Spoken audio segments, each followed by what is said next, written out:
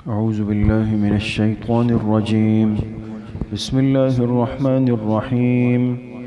وأذن في الناس بالحج يأتوك رجالا وعلى كل ضامر يأتين من كل فج عميق ليشهدوا منافع لهم ويذكروا اسم الله في أيام معلومات على ما رزقهم من بهيمة الأنعام فكلوا منها وأطعموا البائس الفقير ثم ليقضوا تفثهم وليوفوا نذورهم وليطوفوا بالبيت العتيق.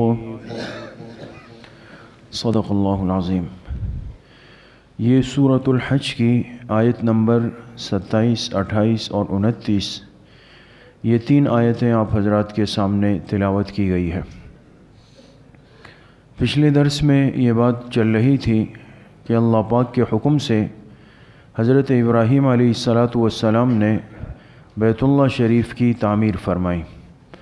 چونکہ اس کی نشانیاں، اس کی علامات مٹ چکی تھی اور ان سے پہلے 3 تعمیریں اور ہو چکی تھی، یعنی حضرت آدم علیہ السلام، پھر حضرت شیس علیہ السلام اور پھر حضرت نوح علیہ السلام. یہ 3 تعمیریں پہلے ہو چکی تھی، لیکن جب حضرت نوح علیہ السلام کی قوم پر پانی کا طوفان آیا اور اس میں سب چیزیں مٹ گئی تو بیت اللہ شریف کے اثرات اور نشان بھی ختم ہو گئے.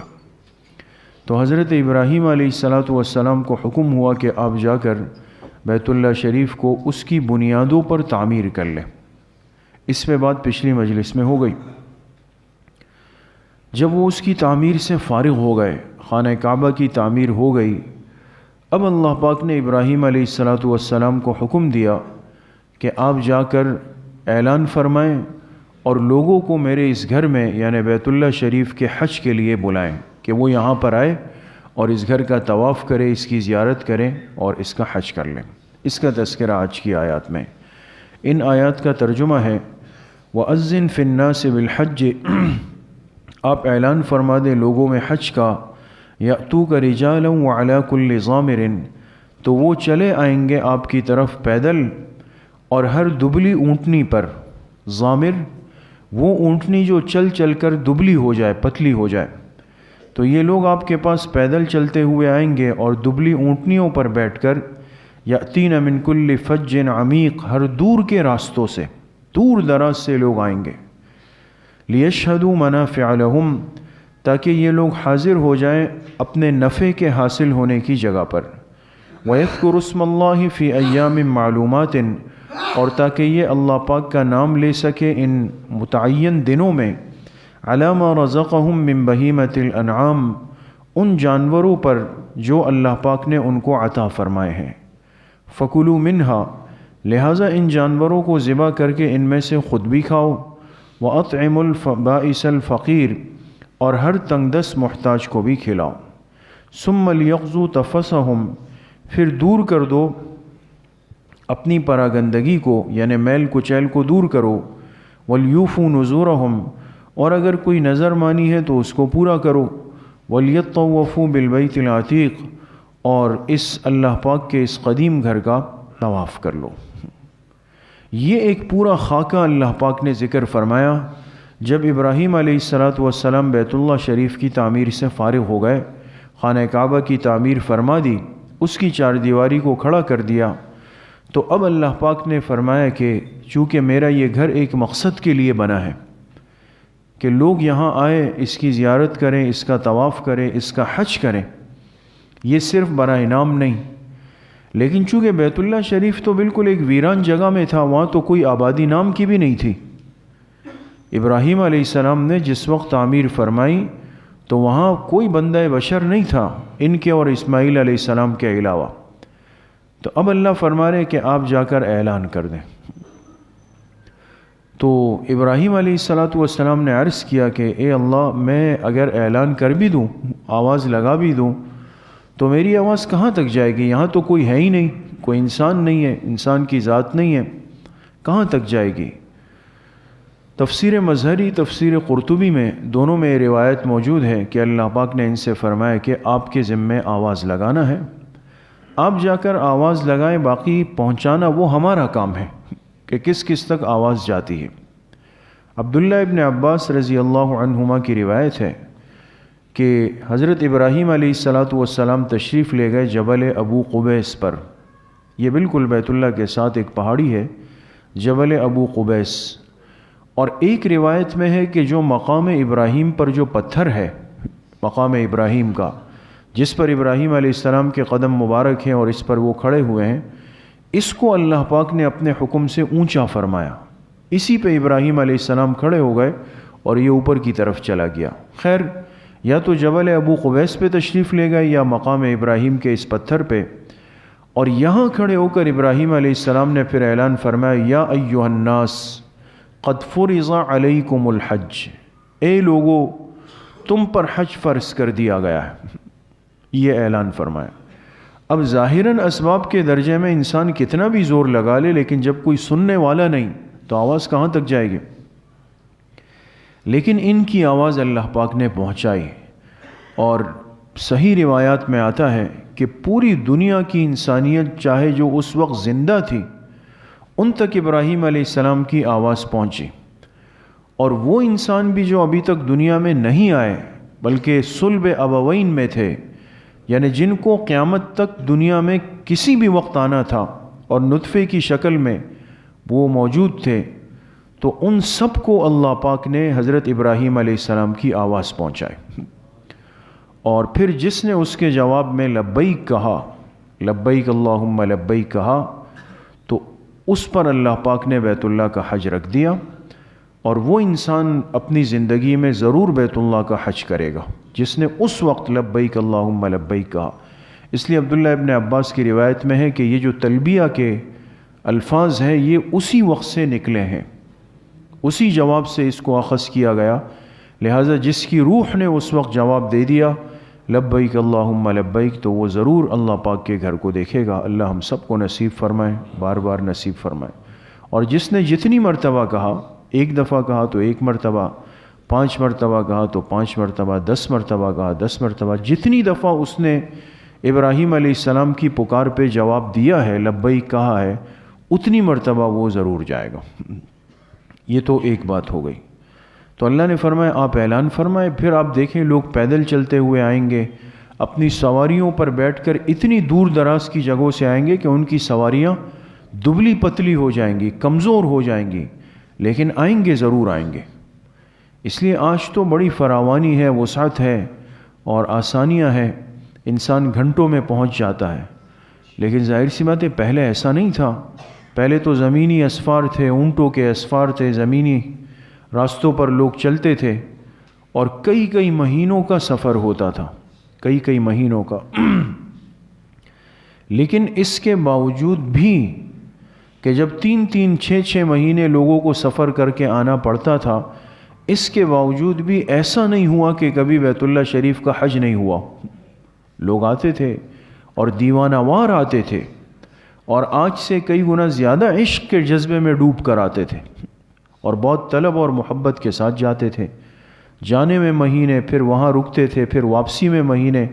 ہم نے اپنے بزرگوں کے حالات میں یہاں تک پڑھا ہے کہ ایک رمضان کے بعد لوگ نکلتے تھے اور اگلے رمضان میں اپنے ملک واپسی کرتے تھے، یعنی ایک سال اس درمیان میں گزر جاتا تھا، لیکن اس کے باوجود بھی لوگ جاتے تھے۔ وہاں کی محبت اللہ پاک نے دلوں میں ڈال دی، اور آج تک آپ دیکھیں کہ کتنے مسلمان ایسے ہیں کہ جن کی زندگی کی سب سے بڑی خواہش یہ ہوتی ہے، طلب یہ ہوتی ہے، تڑپ یہ ہوتی ہے کہ بھئی ہم کسی طریقے سے بس بیت اللہ پہنچ جائیں، وہاں کی زیارت کر لیں، طواف کر لیں، حج بیت اللہ کے عمل کو پورا کر لیں۔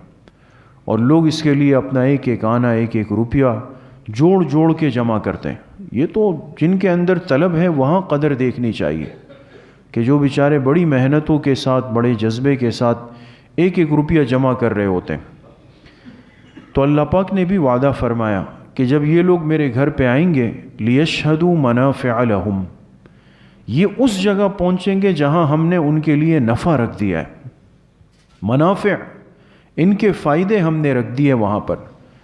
اب دیکھیں ایک نفع تو نفع اخروی ہے، آخرت کا، دین کا نفع ہے، وہ تو بالکل ہر مسلمان جانتا ہے کہ میں حج کیوں کر رہا ہوں؟ کہ مجھے اللہ کی رضا مل جائے، آخرت مل جائے، جنت مل جائے، اللہ کے ہاں قبول ہو جاؤں۔ وہ تو اللہ نے مستقل وعدہ فرمایا کہ جو چل کر آئے گا اور حج کر لے گا، گناہوں سے بچ کے کرے گا، تو ایسا پاک صاف ہوگا جیسے آج ہی دنیا میں پیدا ہوا ہے۔ وہ فضائل تو اپنی جگہ پر ہیں، لیکن اس کے علاوہ یہاں پر منافع فرمایا۔ مفسرین نے لکھا ہے کہ حج کے لیے جو شخص جاتا ہے، اپنا مال خرچ کرتا ہے، قربانی دیتا ہے، تو ایسے آدمی کو اللہ پاک دنیاوی منافع، دنیاوی برکات بھی دے دیتے ہیں۔ اس لیے حدیث میں آتا ہے کہ جو آدمی حج عمرے کا اہتمام کرتا ہے، اس سے فقر، تنگ دستی کو اللہ پاک اٹھا لیتے ہیں، اس کے مال میں برکت آ جاتی ہے۔ اس لیے علماء نے ایک عجیب بات لکھی ہے کہ آج تک آپ دیکھیں دنیا میں کتنے لوگ ایسے ہیں جو حج پر جاتے ہوئے اپنی ساری جمع پونجی لگا دیتے ہیں، کئی سالوں سے جمع کیے نا، لاکھوں روپے جمع ہوئے، اور پھر جب حج کے داخلے ہوئے وہ سب پیسے اٹھا کے دے دیے، حج کر کے آ گئے، تو ظاہری طور پہ تو بالکل خالی ہاتھ ہو گئے، سب ختم ہو گیا نا، سب لگا دیا۔ لیکن ایسا کبھی نہیں ہوا کہ جس نے اپنا سارا مال حج پہ لگایا ہو اور پھر حج کر کے آیا ہو اور پھر وہ تنگی اور پریشانی کا شکار ہوا۔ آپ کو ایسا کوئی حاجی صاحب نہیں ملے گا جس نے یہ کہا ہو کہ یار میں اس لیے پریشان گھوم رہا ہوں کہ سارے پیسے حج میں لگ گئے، اب کیا کروں، گھر میں بھی کچھ نہیں ہے، ایسا کوئی نہیں ملے۔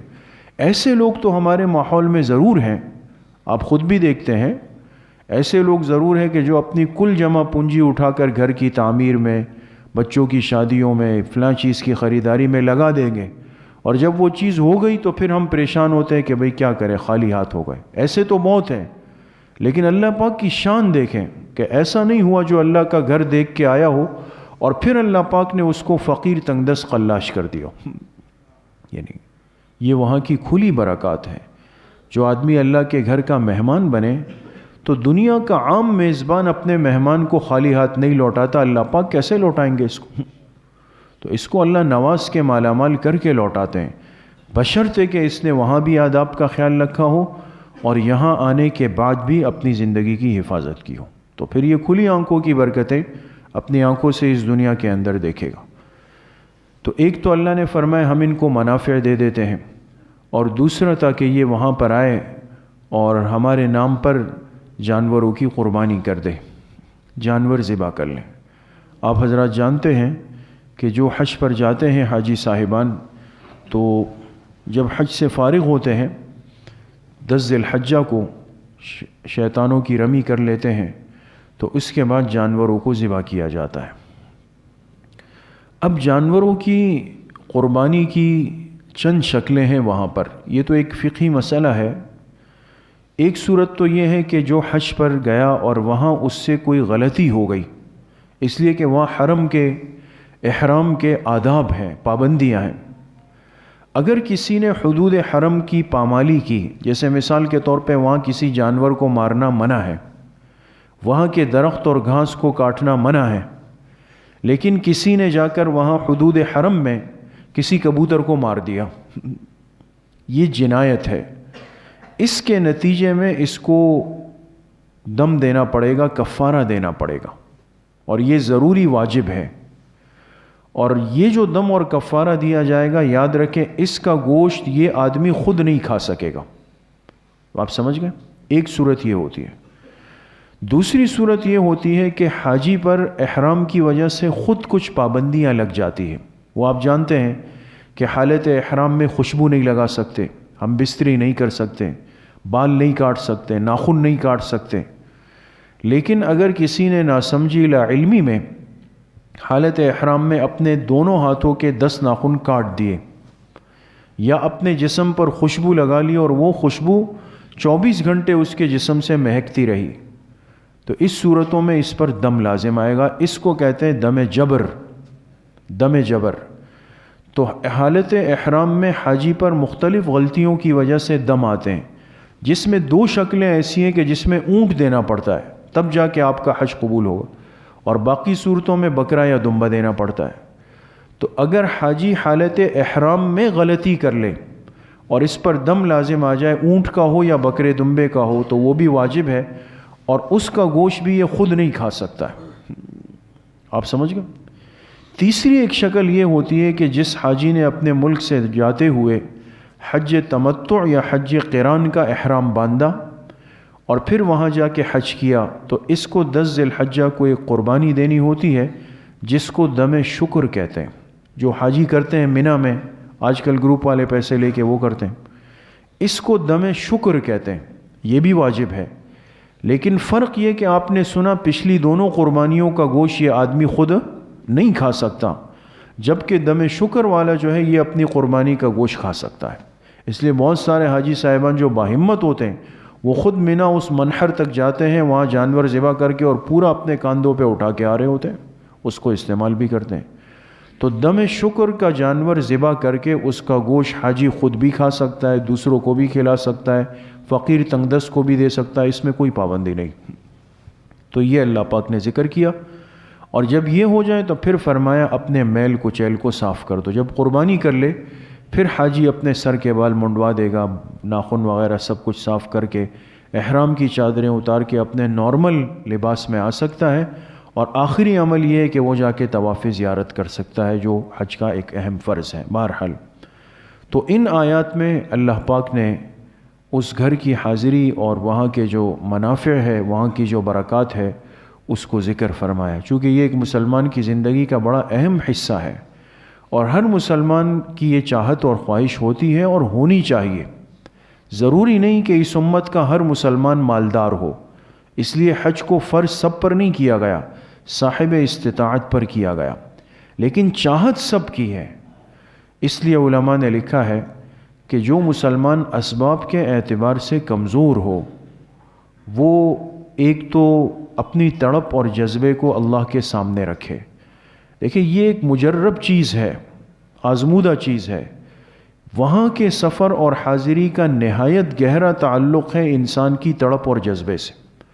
بہت سارے مال سے لت پت لوگ ایسے ہیں، ارب پتی کھرب پتی، کہ جنہیں ساری زندگی حرمین کی حاضری نہیں ملتی، قبولیت نہیں ہے، اللہ پاک نہیں بلاتے۔ اور کتنے ایسے ہیں بیچارے جو بالکل ظاہری اسباب میں محسوس نہیں ہوں گے، لیکن آپ کو ایک دن نظر آئے گا کہ حلق کرا کے آئے ہیں حاجی صاحب، لوگ ان سے گلے مل رہے ہیں، پتہ چلا حج کر کے آ گئے۔ ایک تو تڑپ اور جذبہ رکھیں اپنے دل میں، پھر اللہ پاک بلاتے ہیں۔ دوسرا یہ ہے کہ جو آدمی یہ خواہش رکھے کہ مجھے حج عمرے کی حاضری ہو، یہ رات کو 2 رکعت نفل پڑھ کے اللہ سے ضرور مانگے۔ یہ تہجد کے وقت حج اور عمرے کا سوال کرنا اللہ اس کو بہت جلدی قبول کرتے ہیں۔ تیسری چیز فرمائی کہ جو مسلمان اذان کے بعد، جب مؤذن اذان دے دیتا ہے نا، اذان کے بعد کی دعا آپ حضرات کو یاد ہوگی، اللہم رب ہذہ الدعوۃ التامہ۔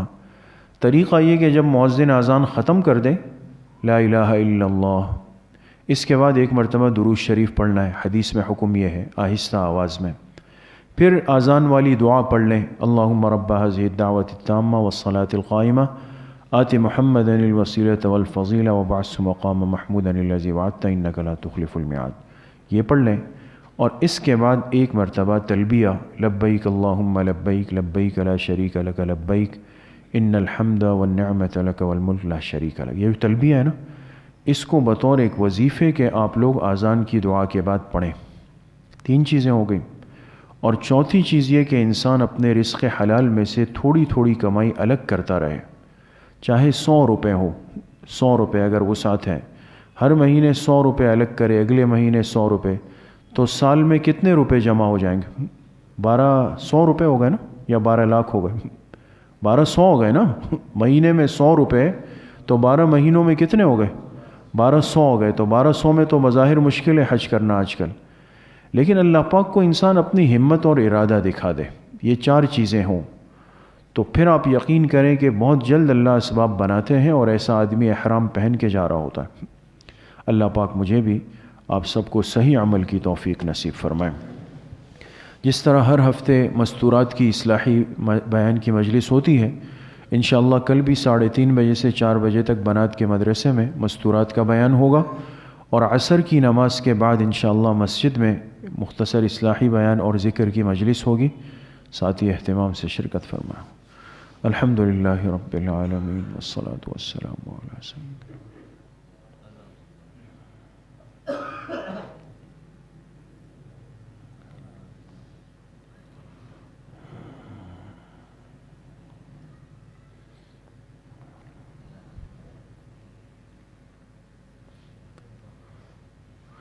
وصلی اللہ وسلم علی نبینا محمد وآلہ واصحابہ اجمعین برحمتک یا ارحم